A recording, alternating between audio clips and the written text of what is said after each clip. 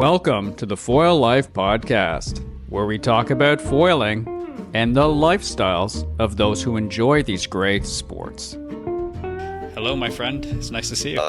Hey, Luke. Good to see you. So you're back home for a little while after some stints in Italy and the US? Yeah, exactly. I've been nearly 4 weeks on a trip through US. We had the SFT in Atlanta. Then I was at the US Nationals Wingfoil Championship, the Wingding in San Francisco. As we ran the GWA qualifier there. How was that? We are planning to hopefully get a World Cup there next year. Yeah, that's been pretty interesting. I have to say it's been one of the pretty amazing location, I think for an event, as it's more or less, I mean, it's not downtown San Francisco, but it's, I would say, walking distance from downtown. And you have the Golden Gate Bridge and as a backdrop, which is pretty scenic, and the wind is blowing No way.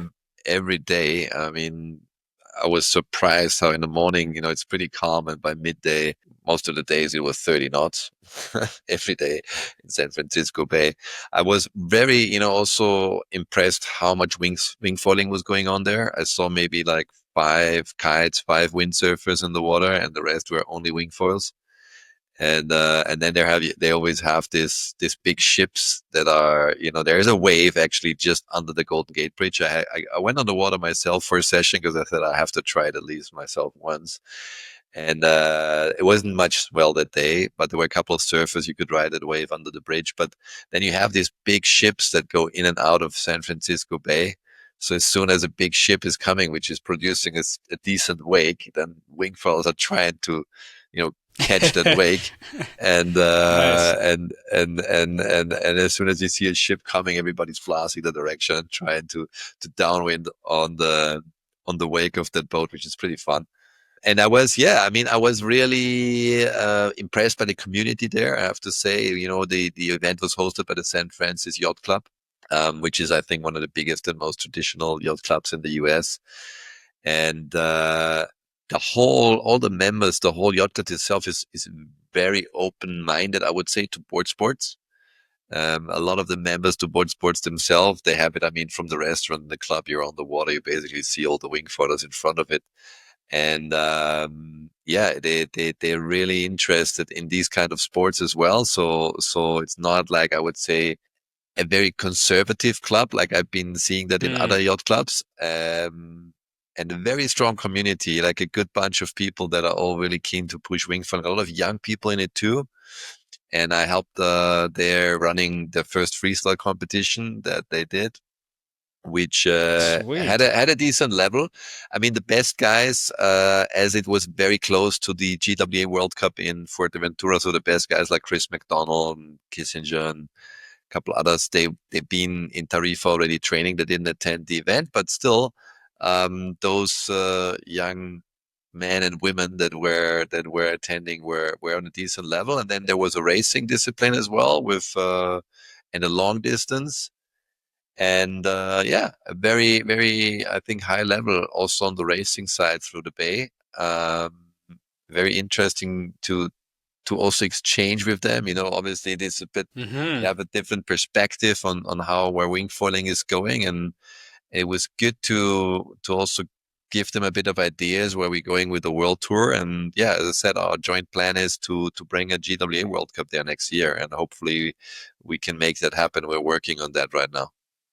Well, that'd be Um, pretty exciting. Did you yeah, actually get to wing under the Golden Gate? yeah, I got a session in myself. I said, Sick. I'm there. I need to get this.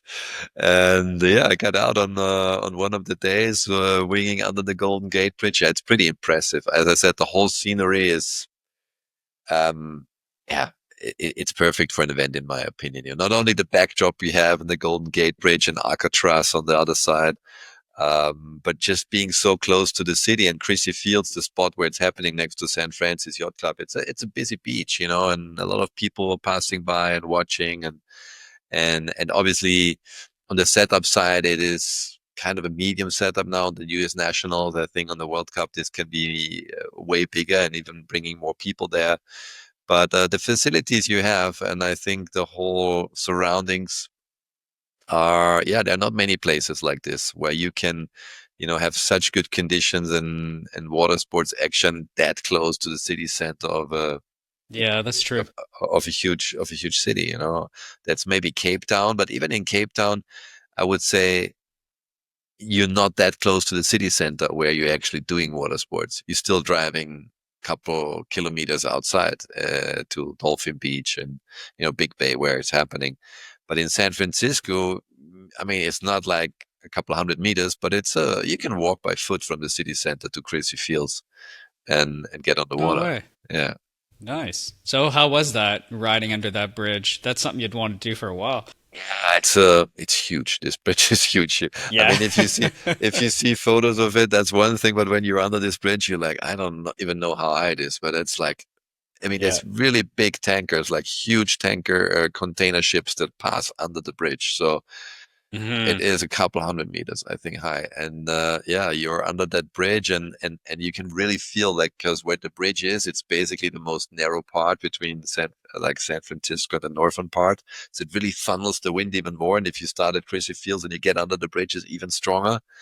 And then you got this little surf break that's right under the bridge, and where people are surfing, and you're basically, I mean, as I said, I didn't catch it on a big swell, but I saw a couple of photos that people showed me there, how it can be. And if you see those pictures, you wouldn't believe this is in San Francisco under the bridge. I've seen photos where Yeah. you have 4 meter waves breaking right under the bridge, and people surfing it on the wingfall. It's crazy. Holy shit.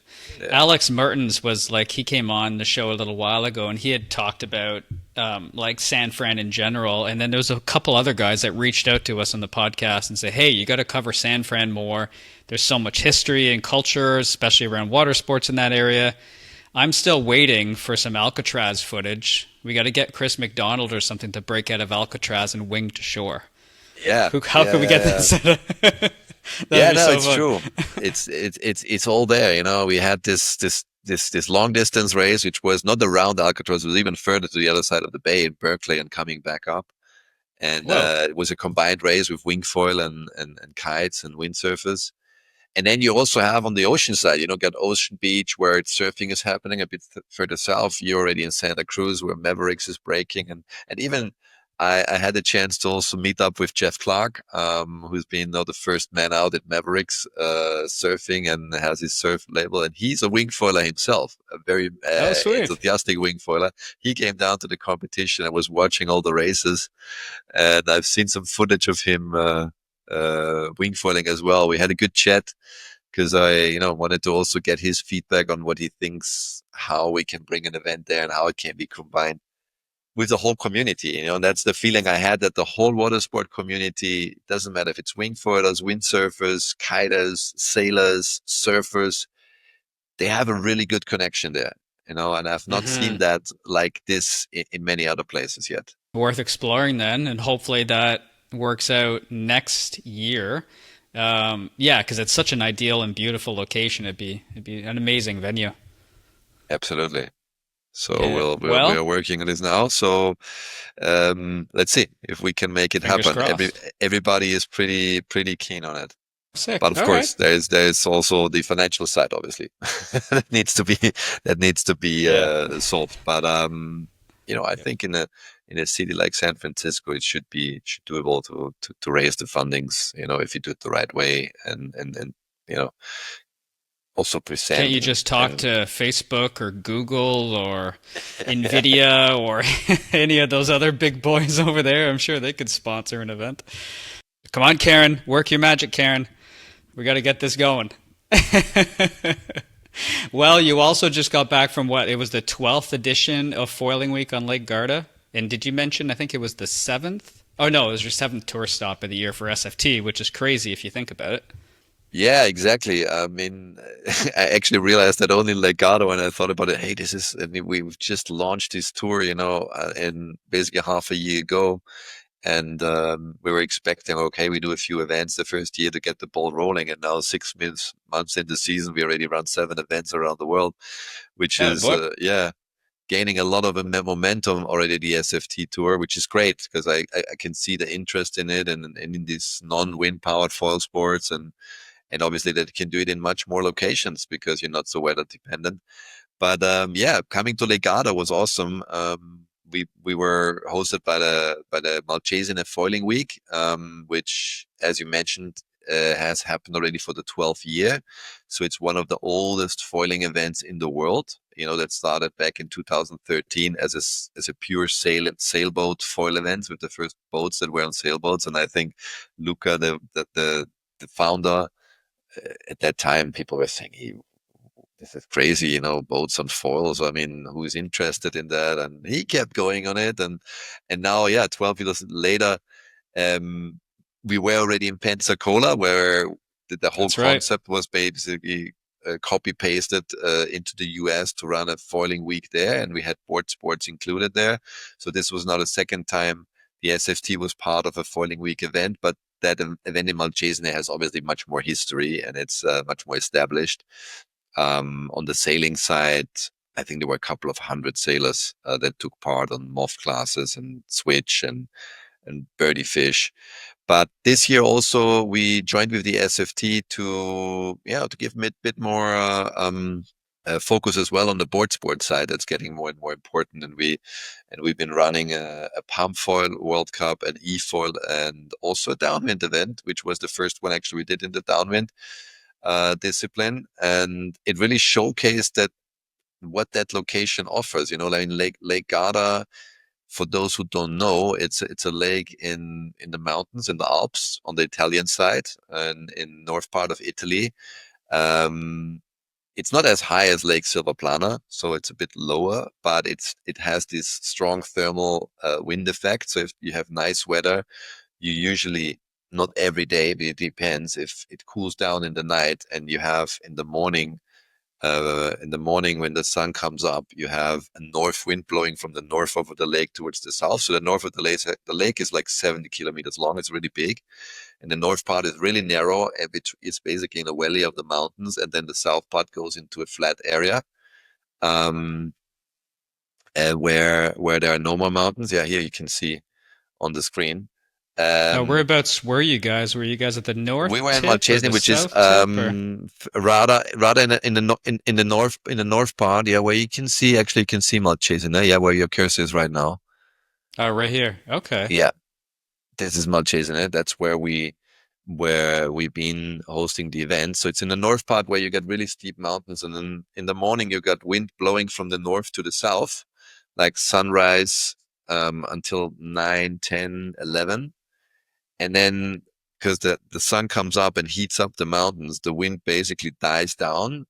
And then between, let's say, 12 and 1, the wind turns around to the south and the thermals start blowing from the other side, and you get a south wind all afternoon. And this is more or less what should happen every day if there is good weather. Of course, if it's cloudy or if it's, especially when it's raining, it usually, because it cools down the mountains even more in the night, if it's raining, it strengthens even the north wind effect even more in the mornings. And if it's really hot, you get a good south wind. And yeah, so usually you have some wind in the morning, then you have no wind for a couple of hours, or sometimes just a short one. And then the wind turns around, you have south wind. So the non-wind powered disciplines obviously were pretty much scheduled in the morning hours, like pump and e-foil. And then as soon as the wind hit in, like around 1 o'clock, the wind is good. We had all the sailing races, and the downwind we did in the early morning, because for the downwind you need stronger winds that produce more chop. And Hmm. we did that in the morning hours of one of the days. And we were actually with the downwind. I was really yeah, not sure. You know, we announced it as a possible discipline. It wasn't 100% guaranteed because we'd not know 100% if it's going to happen, and we don't want to like get 50 downwinders coming to Lake Garda and then it doesn't happen. So we kind of said, okay, it's going to True. happen if the conditions are there. But it's usually pretty safe. And you know, the first days I was in Lake Garda, I arrived from San Francisco, went straight there, and we never had any north wind. You know, it was far too warm. It was really hot, more than 30 degrees Celsius, and we never got any north wind, but really good south winds that started early. And then within the second day, the window for the downwind was basically Friday, Saturday, and Sunday. And then on the Thursday, there was forecasted some rain in the night, Thursday night, and which meant okay, there's maybe a north wind coming next day. But yeah, we've been consulting with some local specialists, and they know the weather situation. Most of them said, nah, it's probably not going to be on the Friday morning. It's not going to be that strong yet. It's going to be better on the Saturday and the Sunday when the north wind starts to work the following days. And then we had some thunderstorms on Thursday evening. So we basically called it off for Friday, because obviously you need, if you start at 6 in the morning, you need boats ready for the logistics and so on. You need to plan that in advance. It's not like you go like this and people are there 6 in the morning ready with the boats to go. So we didn't prepare the logistics for Friday. And then around midnight, I was like at the apartment where I stayed, and I looked down at the lake, and I could feel already the wind. It was very strong at night. And I was like, okay, it's already blowing, but forecast was saying it's going to drop down in the early morning already. So it's not going to be blowing all morning through. And then when I woke up like 6 or 6:30 in the morning and I looked down at the lake, the sun was out. It was like full of whitecaps. It was pumping, and I was like, no way. Like this kind of days are so rare, and you get blowing all night. So I mean, it was really good wind chops already. And Sweet.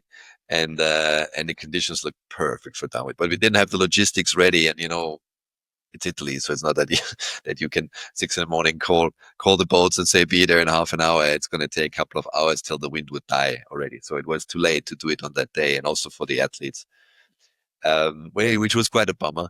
But anyways, the next day, so we said, okay, what do you learn from that? Just always be ready, just be ready in case it's happening. You got to do it. So next day was also a decent forecast, and so we scheduled it for the next day, and I said, okay, I'm gonna check conditions that I'm gonna give an info at 6 in the morning if we're gonna meet 6:30 in the harbor, in the marina, to get on the boats and have the briefing and so on, or not.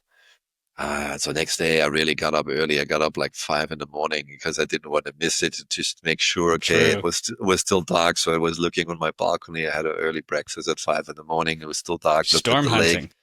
If I see already, and it was not blowing like the night before. It was not so obvious, because what often happens is that the wind only accelerates when the sun comes up above the mountain, and the first sun hits the lake. It really accelerates the wind more. But the night before, it was blowing all night, so it was already there. And and I could see the north wind already blowing, but not as strong as the day before. But it was working. Yeah, so I gave it a green light at 6, and we met 6:30 then in the marina, in the sailing club of Malcesine in Navena. That's where the event site was. We had a briefing with all the participants of the downwind, and then we're still waiting a little bit to see, that the sun really comes down and accelerates the wind. And it was definitely, you could already see people there. In Lake Garda, you got a lot of people on the water at 6, 7 in the morning, because people want to ride the north. And you see windsurfers everywhere, and kite surfers and wing No foilers. way, that early. Yeah. Those Like, Italians. if you want to ride in Lake Garda, you know what, you need to go there. You get up, you like what most people do there. They go there for the weekend, they have many people coming from the south of Germany, from Austria, from other parts of Italy, because they know it's windy, and you go there for a weekend. You go there on a Friday evening, you park your car in the spot where the north wind gonna blow.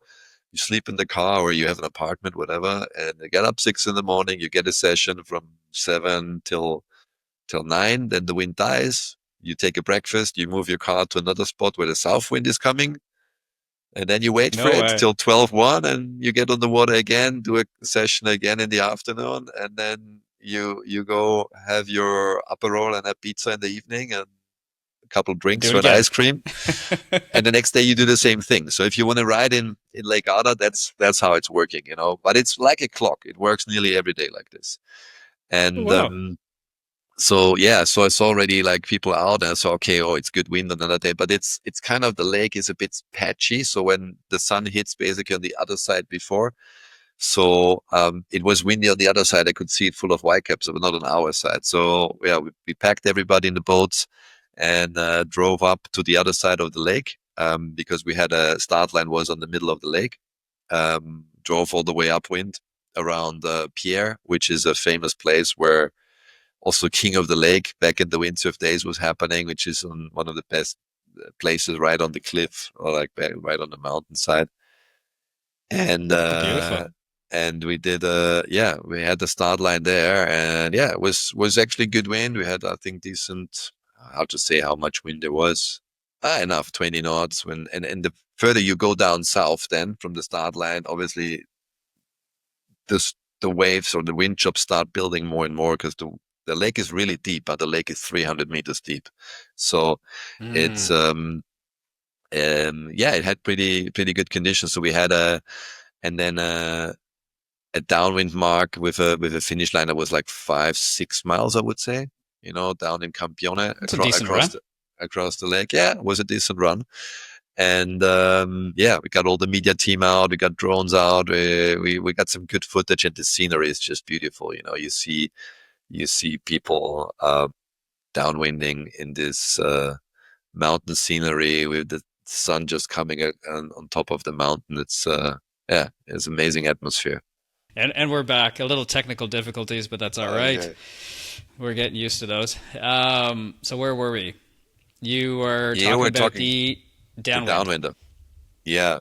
Yeah. Yeah, so we went out with the boats. We had obviously boats to bring our competitors out. We had a media boat, so we all went out with the boats, went up to Pierre in the north part of the lake, and we couldn't go any further because there's a technical part in Lake Garda is quite special with a lot of laws when it comes to the lake, because you need to understand that Lake Garda is basically split in 3 different states of Italy.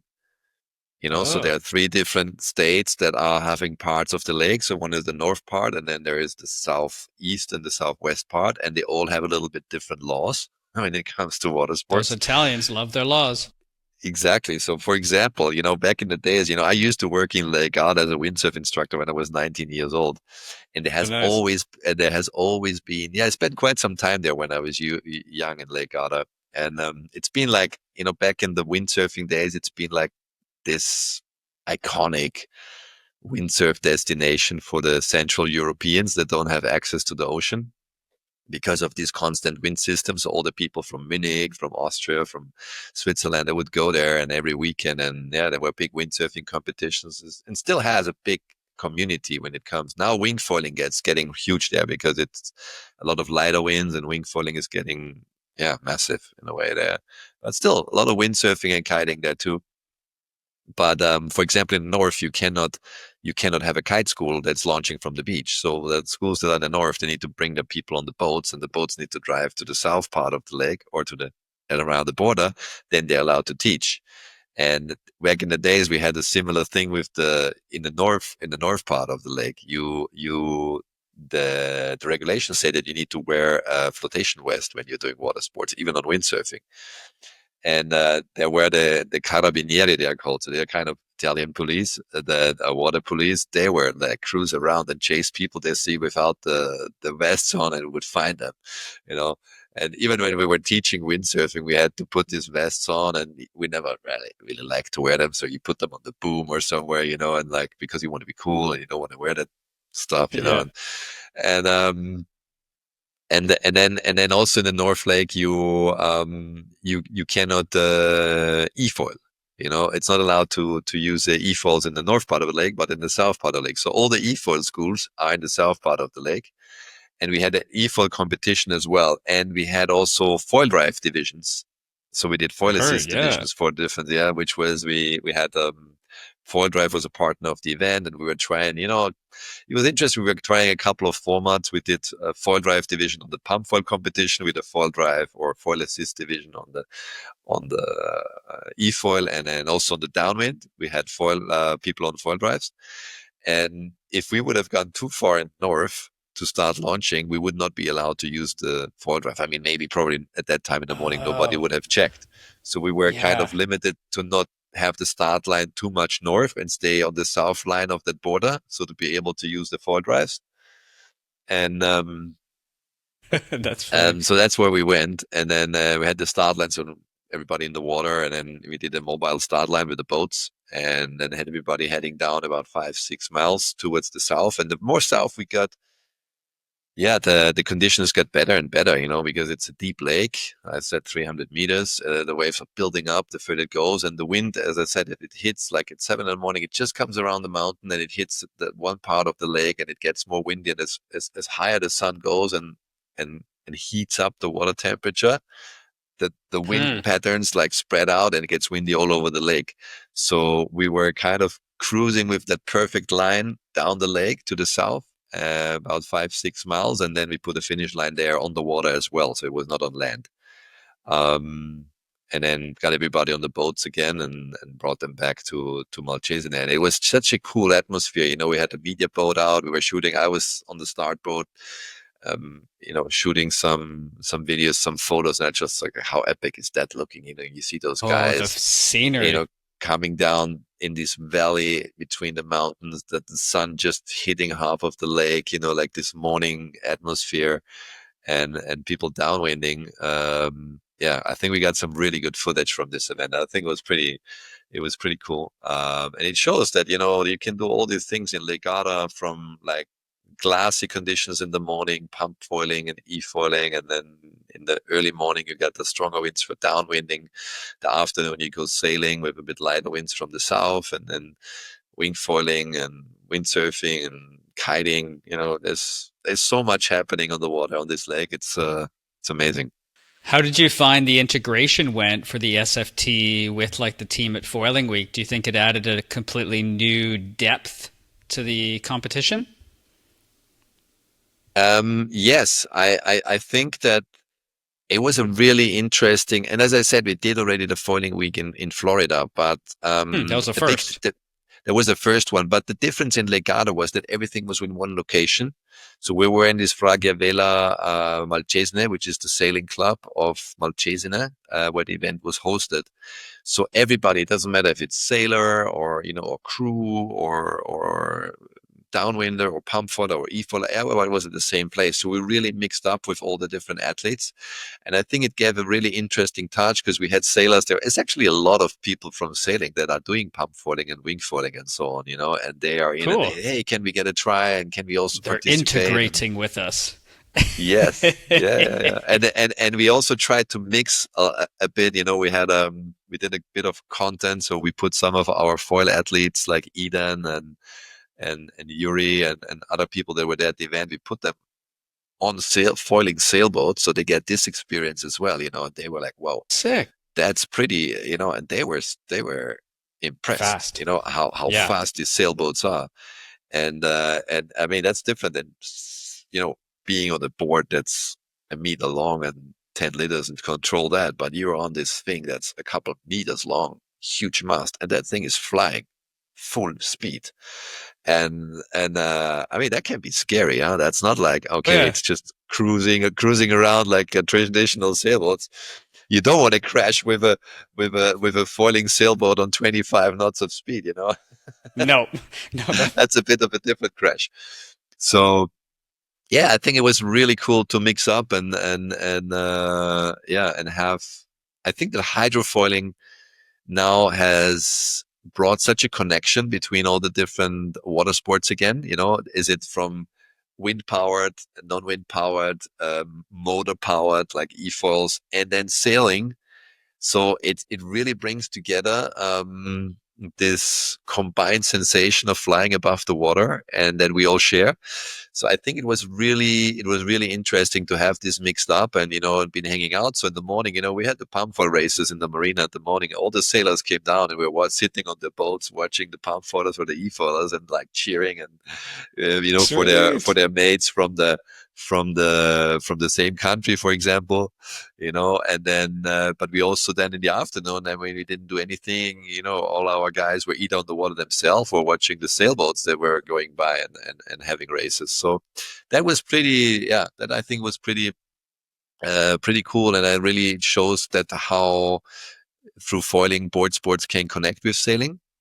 Hmm. And we also had the days after the event, there was the first foiling sports congress. So there was a congress scheduled for 2 days, where a lot of different members from the foiling organizations were part of it. So we, myself and Jürgen, we were representing the board sports side, I would say. And then there was also the CEO of SailGP. There was one of the top guys from America's Cup. There were sailors from America's Cup. There were people from um, VIP, for example, the helmets and protection about Yeah, forward whip, safety, yeah. insurance. So a lot of different people from lot of sailors. Now we even had a simulator. There was a simulator race with a foiling boat simulator for 4 people, where you could really like a VR game. You were sitting in there on that screen riding that sailboat, and there was a Oh, competition, so cool. everybody could take part with a team. And we had even a team of our foilers, where some of them were mixing. Like Eden, he was on like trying to break the record. There was a pretty decent prize actually to pay to win on that competition on the simulator, and I think he was leading the ranking for the whole week. Actually being faster than anybody of the sailboat guys. But in the end, I'm not sure. I think in the end he wasn't. He was on second place. He ended up, and But he did yeah, win the pump foil, right? yes, he Again? won. He won the pump Yeah. foil. But yeah, just to finish up on this foiling congress, which was I think very interesting because we exchanged a lot of ideas, about events itself. So there was 2 days where we were talking about. It was mainly about sports, foiling sports. So we're talking about competition formats. We're talking about event logistics. It makes you realize that, if you realize what SailGP is doing and how much logistics are involved in this events, where, Yeah. I mean, I didn't That's know big that, time. that basically they are bringing 85 containers from one event to the other with all the equipment, because they own all the equipment themselves. So as soon as they pack up at an event, they pack up everything, the boats, everything that's set up into 85 containers that go on a ship, and they move it to the next event. And then you think about our logistics are hard, where people have to pack a board bag and get on a plane, to go to the next event. Like, Another man, level, eh? this is another level. Yeah. But it was really also interesting, to see what they do on the safety side and how they are set up on safety systems at events. And then also I think what was eye opening for a lot of people from the sailing industry or from the sailing competitions and classes is that we, from the board sport industry, we have a way more commercial approach, because the way events are funded are through sponsors, external sponsors, and you're trying to build a good show. At least this is our approach. When we want to run events, we want to present a good show so we plan our formats around the spectator and the media show. So on one side, we want to have a format that's close to the beach, where people like really get excited seeing the action, where sailboat races are usually far out. It's really hard to follow. And then on the other side, we're really trying to produce also a strong media product, be it live stream, be it TV. So you think about how can you do the best camera angles, and Very true. these are a lot of factors that I think people in the sailing world haven't really put so much emphasis on it yet. And SailGP might be an exception, because they're really, I think, the ones who commercialize sailing the most and the best. But if you look at a lot of the other sailing classes, they don't really look at that, because most of them don't really have sponsors that they need to satisfy, because they are funded through different ways, through the federation, sailing clubs, entry fees, and so on. Um, but it really, gave, I think, them a lesson to learn on thinking about how would you try to make sailing more attractive. Now you have this foiling sailing, which is super fast and super exciting to watch, but still the formats are similar to what traditional sailing was. And they saw what we did. We built our courses with like pump foil and e-foil basically in the middle of the marina. It was like a stadium. You had the docks on both sides. Oh, You could yeah. see on the competition hall. So you were like meters away from the action. Obviously, it's easier because it's a smaller toy. A boat is much bigger, and you cannot put Yeah. it in the middle of the marina.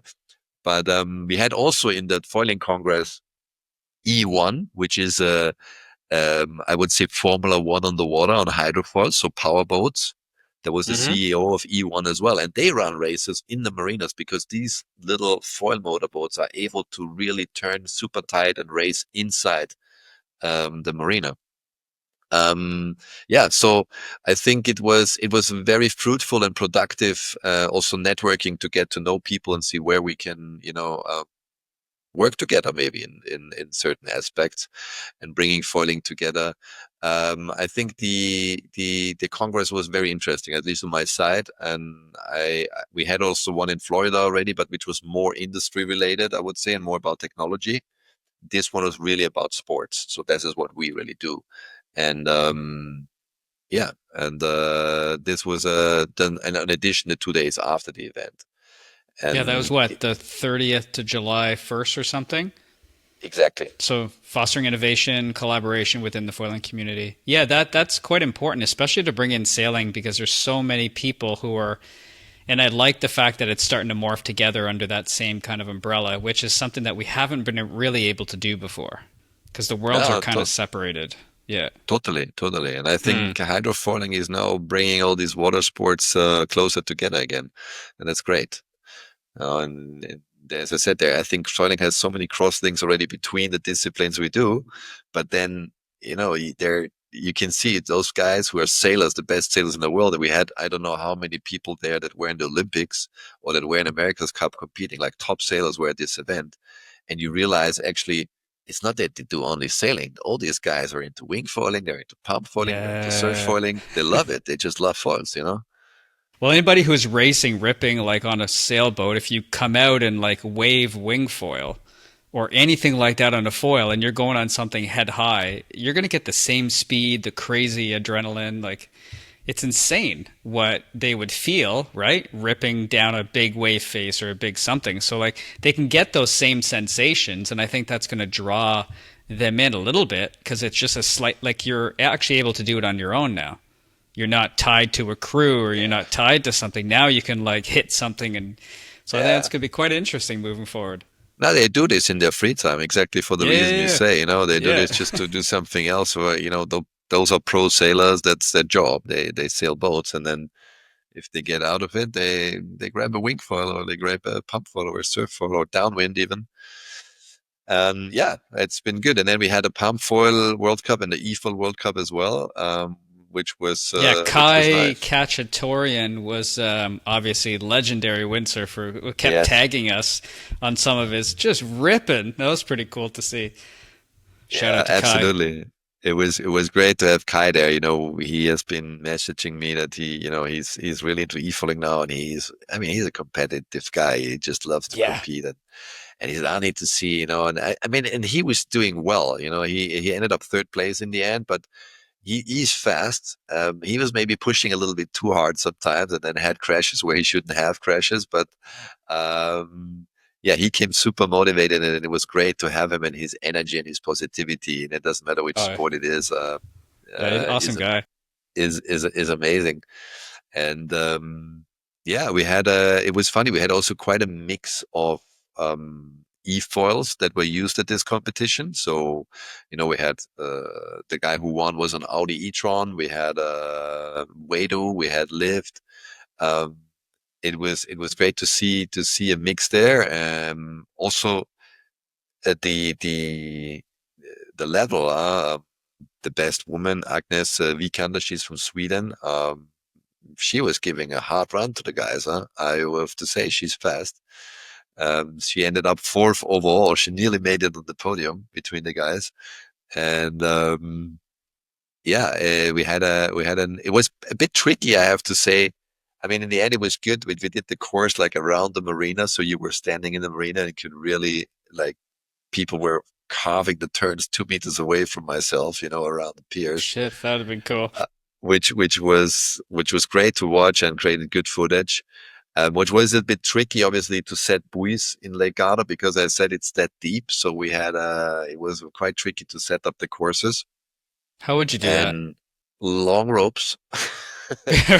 Holy shit. No, Okay. and we try to keep it as close to the shore as possible. As soon as you go 50 meters or 100 meters out into the lake, it's nearly 100 meters deep. You can't do it anymore. So we try to keep the course really, really close to shore, and as I said, inside the marina. And you had an Um, 11-year-old pump foiler, right? That actually did really, really well. Was it Liam? yeah, Yeah. yeah. Liam Calo is actually the son of an old friend of mine that I know from back in the windsurfing days of Liam Calo. Fabio Calo is his dad. And we've been competing together in windsurfing 20 years ago, 25 years ago. And he's still in Lake Garda running a school there.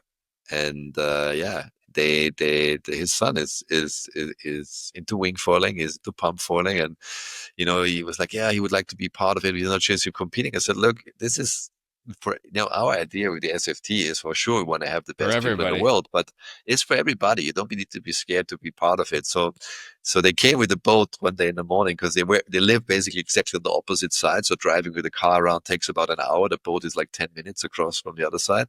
So they came with the boat from the other side, parked the boat in the marina, and then the boy, I think he had so much fun. Once he see and everybody was cheering for him, he wasn't sure if he's going to come back the next day, and he was the first one to be back the next day and be part of Awesome. the event. We gave him also a rookie award. I mean, he 11 years old is really young, and he did a good job. We did That says on the something pump. pretty cool, though, about the accessibility and future of foiling, for the young ones, and that like it's showing that we're getting a lot of growth from like some super young kids, which is amazing.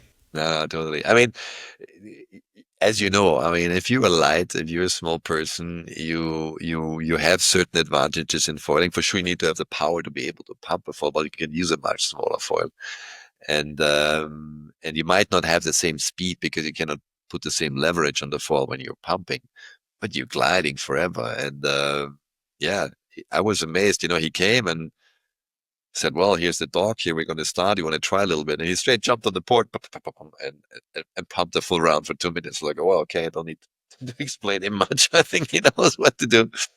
And, It it's yeah, and like it this was good. Instagram I saw, I think, of Hawk and this like 12 or 11-year-old kid that took a day to do this move, and Hawk had like practiced for what, like 10 years or something. He said, how long did it take you to do that? I said, oh, an afternoon. And you just like completely, it's like mine. And it's the same principle here, I think. Some of these kids are coming in and just doing stuff that it's like, I don't know. It's really cool to see. No, Hmm. no, totally. I mean, and also, we had also the Wingfoil Youth World Championship just last week in Costa Brava with nearly a hundred kids No way. participating under Oh, amazing. 18, and the level is crazy. Like we see this now, a lot of them getting on the world tour as well. And we have this minimum age on the world tour 14, and in the youth event, obviously not. We have also younger ones at 14. The amount of young people that are getting on foils now, and I'm talking people starting at 6, 7, 8 years old. Um, it's it's impressive, and it's really like making me happy to see, because that's what you want to have. That's how you want to feed a sport. You want to have people coming in at a young age, and those are the ones who are going to push the sport to the next border, the next Hmm. limit in the next couple of years. And what I want to say at that youth wing for World Cup in Costa Brava last week, yeah, we had the biggest number so far. I think we were close to 100 kids participating in this event, and the level I've seen obviously on the higher age classes. So we do it under 19, under 16, and under 14, and obviously under 19 is nearly World Cup level. I mean, not all of them are under 19, but a lot of the guys in the World Cup are young. And also on the girls' side, there's so many new girls now coming in that are doing really great. Yeah, and I think that's a good sign for the future of foiling in general. Yeah, definitely. How did you find this e-foil mixing with foil drive? How did you find that integration and stuff at Lake Garda? Because foil drive is just exploding. Every single brand is looking at creating these integrations with them and carving stuff out of their boards or integrated masts. And who would have thought that they would have exploded that much? Yeah, Because we had Ben yeah. in like a couple of years ago on the show, and he was just like they were just kind of just getting their feet wet, Model One, or Model Two, but now it's come such a long way. Oh, absolutely. I think this is a sector within foiling that's growing massively. I mean, this is mainly towards people because e-foiling itself, I would say it comes more from the cruising side. So it's not necessarily e-foiling only approaching surfers or people that come from board sports. There are people from anything that would like to fly on the water with no water sport experience. But the foil assist, speaking of foil drive, because no foil drive is not the only one who is providing Yeah, the fair, technology. fair. It's the first brand that did it, and actually the biggest one at the moment. But there are more and more companies now tapping into this sector of foil assist technology with a little bit different technology. Each of them, they have all a little different way how they do it, but with the same principle. So basically, you want to use the power, the propeller, just to get on foil, and then you don't use it anymore because you're going Hmm. to downwind or you surf, whatever. But the main purpose is not to be on the powered propeller propulsion system all the time, just to bring you back up on foil. Which also, I mean, it in the end, it's like e-biking. It's Hmm. it's you True. don't need to do the hard part. You just lie on it, you push the button, you get on a foil flying, and then you fly, and then you foil. It's like Yep, riding up the mountain with an engine and then going downhill without. So that's true. so it's the same idea. And I mean, look at e-biking. How many people have e-bikes now? In the beginning, it was a small thing, and now everybody wants an e-bike. And It's it's very the true. same thing with the foil assist technology now. People that want to foil want to, make it more easy for themselves and want to catch more waves.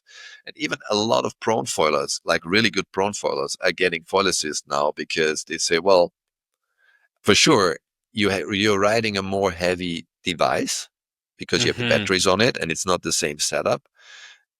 Another foil assist technology, which is a bit different, is the boogie that is also coming now. So you're having, True. these little tow boogies that basically tow you up on foil, and then you let the rope go and Hmm. surf. But this is more for surfing at the moment, I would say, where the foil assist propulsion system is pretty handy for downwind. I mean, we had this on the downwind. We had foil drive guys, so they get up on foil, and then once they crash or get off the foil, they can push the button again. But while they were downwinding, they were not using it at all. And then we were also running, just as a test, the foil division in the pump foil. So we did the same pump foil courses, but without doing a dock start, with a foil assist start. So lying on the board, getting on the foil. As soon as you fly, you had to pump the rest of the course. And we also did foil assist e-foil races, so the same course, but with the foil assist, obviously, propulsion is a little bit less strong because batteries are smaller. It's not a big difference, I think, but obviously a real e-foil is more made for racing than the foil assist. But it works if you want to do it. You can adjust where the propulsion is up on the mast or on the low mount, so close to the Hmm. fuselage. That's what you would do if you use the propulsion all the time. If you mount it on a high mount, then once you got flying, the propulsion is out of the water, you don't use it anymore. So that's more for the downwind and surfing aspect and pumping aspect. So we've been trying that because, we see that foil assist is growing, and we had a lot of exchange with the athletes, and we are planning also to go in this direction in the future. Probably next year we might add a new discipline of foil assist, and we're playing around with formats, how the competition for foil assist can look like, or if foil assist will be its own division in the existing disciplines. So there's a foil assist division in downwind, a foil assist division in pump, a foil assist division in e-foil. We'll see how it's going to play out, but we're definitely taking care of that, and we see that this market is getting bigger and bigger, and people want to have the benefit of foil assist technology. A lot of people. Yeah, it only makes sense. Where do you see the future of Foiling Week kind of going? Obviously, it set a nice little high bar with the integration of both sailing and then SFT kind of combination. What would you see happening for the next event, let's say next year? Yeah, I think we're going to go on this direction. I think that we might even include more board sport disciplines. I think the interest is still there, is definitely there, and I think slowly we're building that bridge, as I said, and I think that maybe we would add more days, more disciplines to bring even like wake foiling to it as well. We didn't do that this year, for example. Surf foiling will be difficult because it's not a sport with waves. But now we had 3 disciplines this year. We could have 4 disciplines next year, and maybe foil assist has its own one. We'll see. So I definitely see that growing, and also because it's a location that is really Central Europe, it's easy to reach for a lot of people. I really had a very positive takeaway from this event, and I'm really happy that we teamed up with Foiling Week here, and I see this growing in the future. And Foiling Week will also probably run events in different, same concept in different locations in the future. So I assume so. we might also be part there, and don't want to say too much now where, but there are already ideas where it's going to go in the future. Well, I'm looking forward to Foiling Week back in Florida next year because that was a super fun event. And I can only see that one growing. And there was a bunch of people who had attended the Foiling Week at Lake Garda, and they were like, this is the first edition, but you have no idea how this event has gone through its renditions and how it's grown in Italy. So it was really cool to see that kind of birth of something new here. Anything to wrap up? Overall, pretty spectacular event, and then you're heading off to, where's your next one for the SFT? Well, the next SFT going to be in Austria, in my home country. Oh, no way. So we're going to go to Lake Venture, which is an event also existing already for a couple of years. Used to host the kite race world tour in the last couple of years. And we gonna be there in the first week of September with a pump foil World Cup, which I hope gonna really have a strong fleet of competitors. We have good prize money there, 5,000 euros for it. Yeah, there you go. It's and like 20,000 also US. 20,000, yeah, nearly. Nearly. and the wake foil exhibition, and there will also be an Austrian Championship of wing foiling combined with the event. So yeah. That's the next step for the SFT, and with the GWA, we're going to be in 3 weeks in Fuerteventura in Gran Canaria. That's good. That's a fun leg of the tour right there. Forward. And here in Maui, we got Patalamua coming up on Sunday. I'm going to wing foil it. I am going to get destroyed, but I will still wing foil it. I did my first lap with the guys yesterday. We started at this Cow Bay place, and then went all the way down to the finish line of the event. And I was trying to keep up. I was trying wing foiling, but those paddle foilers, man, they're fast. It is insane, the difference. And I would try to read bumps and catch bumps, and we went past like Hokipa and past all these different spots. But it was crazy to see the difference of having a wing in your hand and how much that drags and slows you down. But it's going to be a pretty fun event, and then the races obviously here are kicking off really soon. So everybody's kind of coming around. But thanks for joining us, Tom. It was nice to catch up with you. Glad to see you're home and that you're ripping some good windsurfing too. Got to keep it up. Looking forward for our next chat as well. And hopefully see you as well as one of our events in the future again. That is the plan.